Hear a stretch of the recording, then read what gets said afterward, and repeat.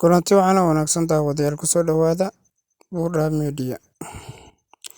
Followna na soo dhabayskaygan sidoo kale subscribe barta YouTube-kan ku leenahay Buudha Media.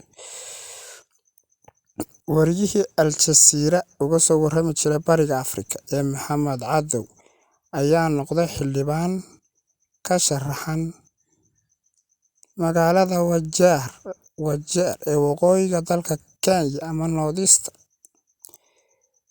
Maxamed Cadow ayaa ka soo shaqeeyay warbaahinta noocyadeeda kala duwan sida wakaaladda wararka ee Reuters, Al Jazeera, BBC World Service, sidoo kale ah saxafi ka soo hawlgalay wargeysyada badan oo caalami ah.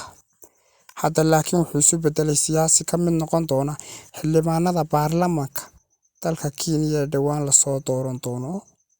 Fadlan wixii wararka saxafiga iyo inuu ku guuleysto xildhibaannimada ka soo kordha kala soco barteena internetka ee Buudha Media.